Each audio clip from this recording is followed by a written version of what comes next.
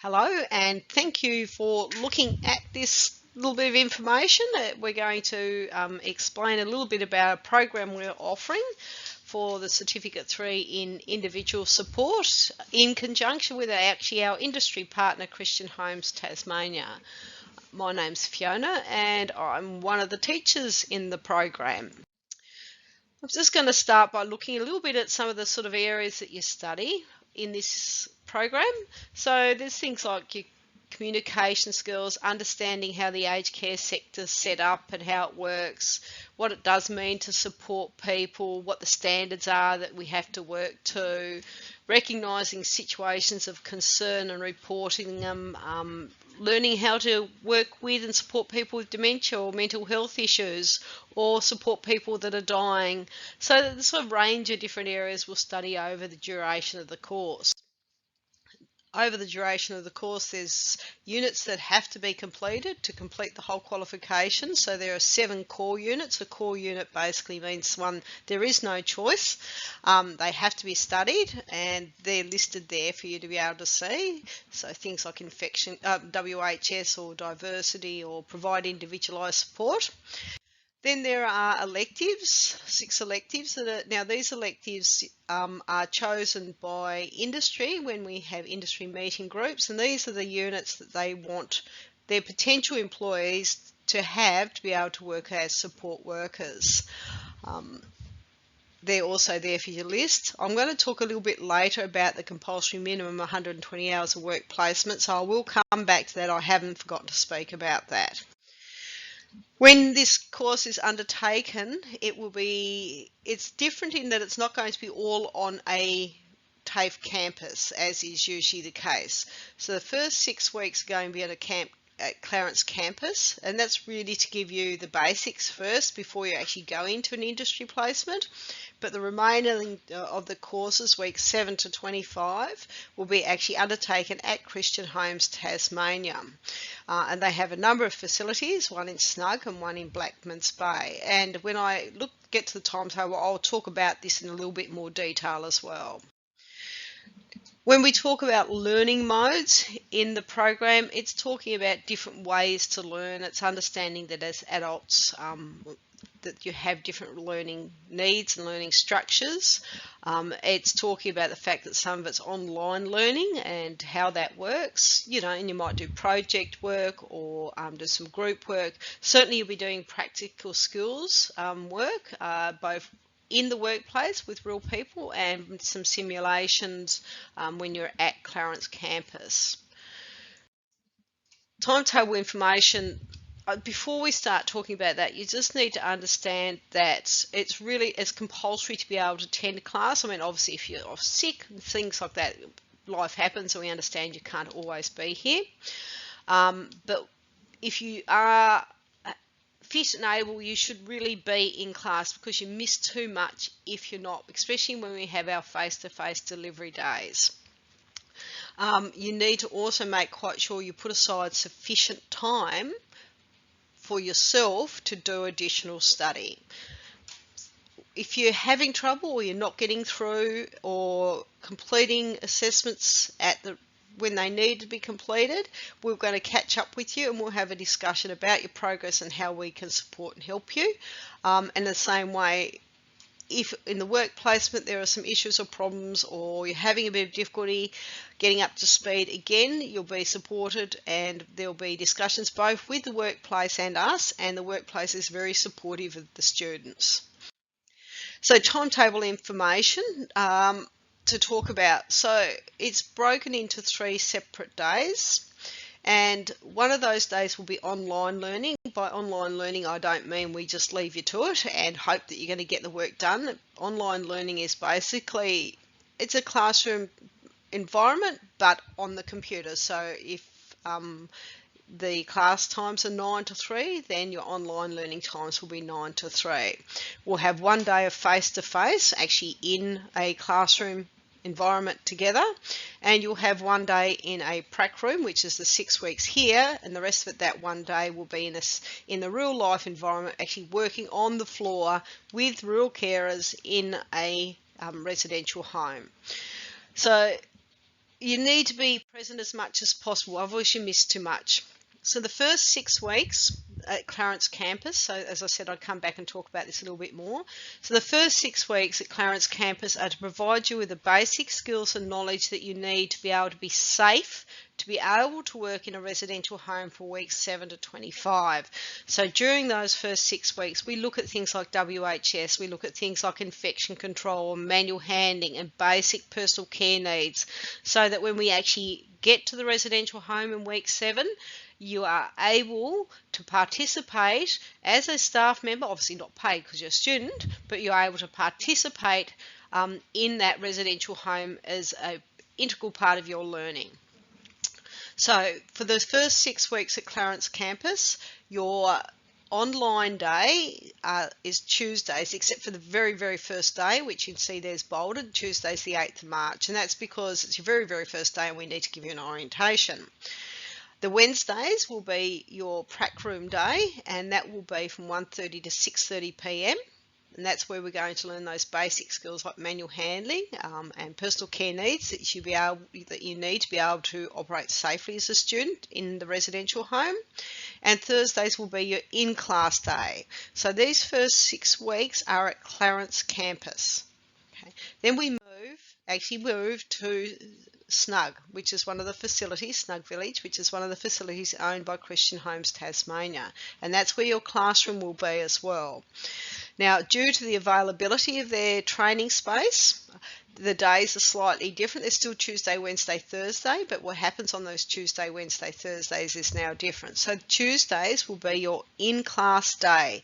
Now, your in-class day is at Snug Village, and it's still 9 a.m. to 3 p.m. To be able to get to the training space, you actually have to walk through the residential home. So from day dot down there, you're expected to be getting used to conversing with older people, greeting them, saying good morning, all of those type of things, and respecting the workplace. Wednesdays are your online day, and it's the same thing as your previous online days, is that you are expected to participate as if it was a classroom environment.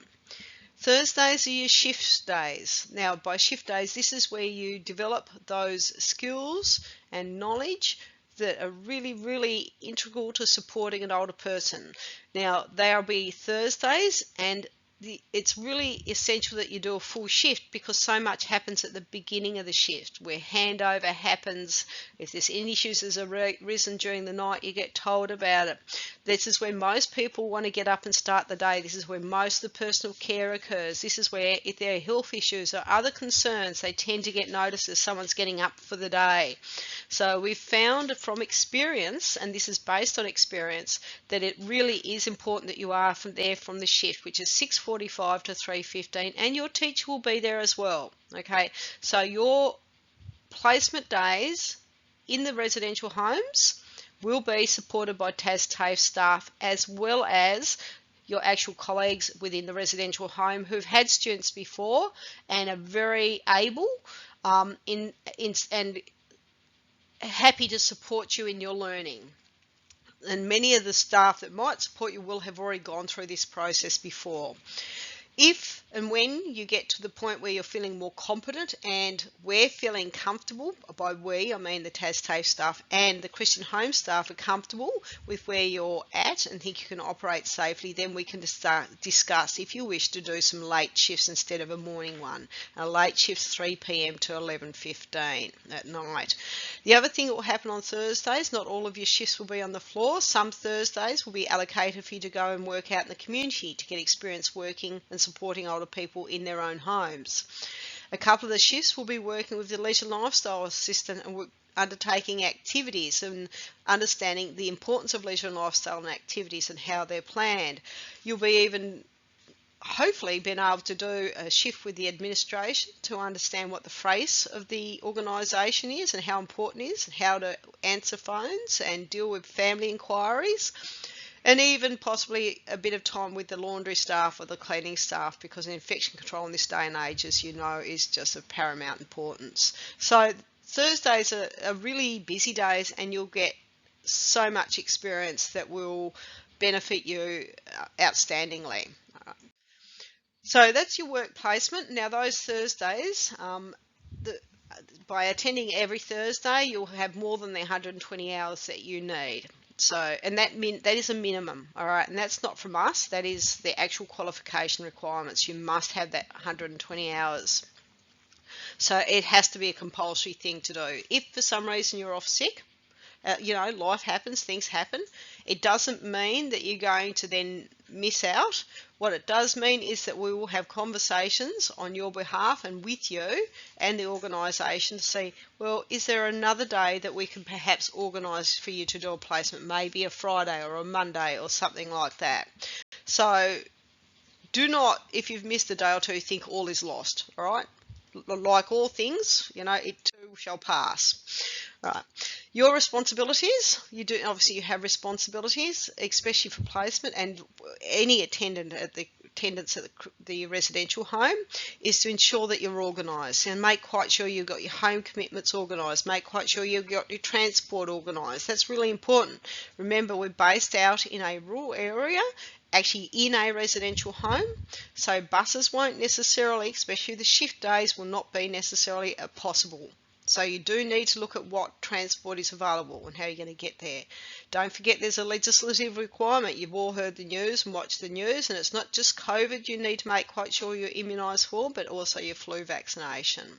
So make quite sure you've got childcare organised and all those things in line that you need to do to be able to come to Christian homes, whether it's a class day or a work day, and be able to actually commit to it without worrying about what's going on at home. Okay, your Thursdays are rostered and worked out with TasTAFE staff and with Christian homes, so you don't even have to worry about sorting that. We'll do it for you, but if there's issues or problems, obviously you'll come and talk to us once you've started as a student. It's really important that you're able to undertake the role properly, and by that I mean reasonably fit. I don't mean by fit being able to run a marathon. God, I couldn't even run half a marathon or even a quarter one to that extent. But you do need to be able to actually support people. So that means if you're supporting someone to stand up out of bed and you need to assist them to the shower and bend in the shower to be able to wash their feet and bend over to put on shoes or socks or make beds or push trolleys, then you need to be able to physically do those roles, all right, because you're there to support them, not the other way around. You need to be able to accept all types of different people, and diverse people from different cultures, different backgrounds, and I'm not just talking about the clients, and there is quite a lot of diversity in the clients you support these days, but there's also a large amount of diversity in colleagues and families, and everyone has different beliefs. Now, at Christian Homes Tasmania, they respect that people have different beliefs, and a large number of their staff are not necessarily Christian, but they don't expect those staff members to push their beliefs onto clients, and the same way they don't, even though it's Christian homes, they don't push their beliefs onto staff, all right? So it's the same goes for you. You must be respectful and not push your beliefs onto the people you work with or the people you're supporting. Now, this is a great course, and to be able to enter the course, there's some requirements that you're asked to meet. So one of those is to attend an information session and complete the application and self-assessment, which is given to you on the information session, which is on the 20th of January. And there's a little bit more information on the details of that further on, so there's more to come. You need to attend an interview at Christian Home staff. Now, we've used the word interview, but please don't get concerned about that. It is for the managers of the different facilities to be able to talk to you, get to know you, and get a bit of a feel about the fit for you and for them. Okay. The other thing you need to do is you need to obtain a Working with Vulnerable People card that has an NDIS endorsement. So some workplaces will ask for police checks and just a Working with Vulnerable People card, but this particular workplace, and many, actually ask, instead of the police check and things, they ask for a Working with Vulnerable People card that has the NDIS endorsement. Once you get to the enrolment stage, all of the links and things that you need to be able to do this will be sent to you, and as well as a how to do it type of process. So don't get caught up on that. This is just a bit of an overview. We have at TAFE course entry requirements. Now this is a course that's in partnership with Christian Homes, so it is really their course. So the very first thing we need you to do is meet their requirements. The other thing we need you to do is to demonstrate a suitable level of language or literacy skills to be able to undertake the course, because we don't want to set people up to fail. So once you've got through the information session and things, an email will be sent by TasTAFE, and it will give you the links to what's called the BKSB, and that's basically a little sort of a questionnaire thing you go through, and it tells you what level your language and literacy is at. There is a combination of training and assessments activities undertaken online throughout this course, so there is also a bit of a need for some basic IT skills, and again we can help support you with that, but you do need to know that there is IT requirements as part of the course. Fees, everyone always wants to know about fees and money. So the fee for the course, if you're a full fee paying student, what they mean by a full fee paying student, it means you don't have any concession cards from Centrelink, is $1,389. If you do have, though, a concession card, it's $370. Now the TasTAFE website, and from here you can see, is they say full payment at time of enrolment. Now for many people that's not possible, so when you see that, don't panic, because a payment plan can be put in place for you. The other thing to keep in mind, please don't consider financial reasons as a means not to apply or to do something that's going to be life-changing for you. You need to, if finances are a real issue, you know, there's employment agencies that can help, but also you can even contact our student support services as well, who can give you advice in directions on where to go or how to get support to cope with financial aspects of it. So when you're reading about course fees, please don't read this and panic. What I do recommend though is if you do enroll and you get part of the way through the course and you think this is not for me, you need to try to make that decision before you're 20% of the way through the course, because if you leave it till after that 20%, there's no refund available. General rule of thumb, so we've got 26 weeks, so 20% of 26 weeks is going to be about week 5 into the course or thereabouts. But once you're enrolled, that date is given to you very clearly, so you know when you've got up to, as to when you've got to make a decision if you want to be able to leave the course and get a full refund. There are other associated costs attached. Now, with the Working with Vulnerable People card with endorsement, we've got $19 there, but it may be more if you've already got a Working with Vulnerable People card without the NDIS endorsement and you need to upgrade it. So that one I can't comment on because it could be different from person to person. There is course resource fee of $50. Now that is for consumables that you might use, especially while you're here in the first 6 weeks at TAFE. By consumables, I mean things like hand washing materials, gloves, aprons, all of that sort of stuff. TasTAFE likes all of its students to look very professional, and it makes you feel proud and it makes you look good yourself if you're wearing a uniform, and it also makes you easily identifiable to the clients you're going to be supporting at Christian Homes and to the staff, so there's not unrealistic expectations on you if they can see who you are. So there's a black polo shirt and it says $40, but it doesn't have to be a $40 shirt. You can go and buy the Best and Let's and buy a much cheaper black shirt and then just go and get the logo put on it. Again, more information on that in enrolment. The textbook, $95, great textbook. Again, information will be given on enrolment but it's not compulsory. Pair of trousers. Now with trousers, they need to be comfy trousers. You're going to be moving around a lot in, and they need to cover you properly. Okay, no trousers sitting right on the hip and a big bare bit of skin above it type thing, because it's not appreciated by the workplace, which is where we're going to be, and it doesn't look particularly professional, and it can make some older people uncomfortable. Shoes are really important. They need to be closed-in shoes and non-slip soles, and that's for your own safety. And as mentioned before, there's immunisations required to enter aged care facilities, and we've all seen the news and things like that. The immunisations required for Christian homes are your COVID certificate, which means your COVID shots, and a flu vaccination. Okay, other vaccinations aren't required. So to achieve success in your studies, you've got yourself organised, you've got your home organised, you've got yourself a study space, you've got study hours you've put aside. These points here are things we will help you with, like an ability to link theory to practical skills. We will help and support you to undertake to do that, but it can take a bit of time for that link to happen. An ability to meet industry standards. We'll explain what the standards are. You'll get demonstrated the standards in the workplace, and you'll be expected to follow the same standards. So you're not going to be left guessing. An ability to attend complete or required documentation to a level acceptable for the course requirements. We'll have pretend documentation to have a practice on. The workplace that you're going to, Christian Homes Tasmania, nearly all of their documentation that you do for clients is online on a little tablet. With very minimal amount of writing. And of course, again, we can't stress that 120 hours of practical placement, and that is a minimum.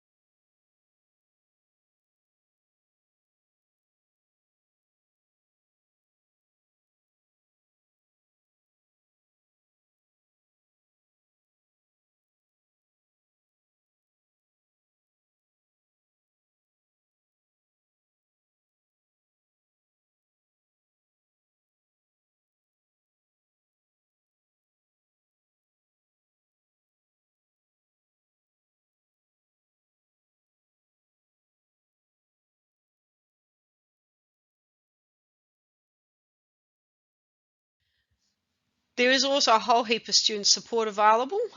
Remember I mentioned student support to talk about, finances. I want to do this course, but I don't know if I can afford it. You can make an appointment, you can ring up. Okay, but as I said, don't forget employment agencies. They quite often are very supportive of students that are undertaking study in an area of high demand for work, which aged care is.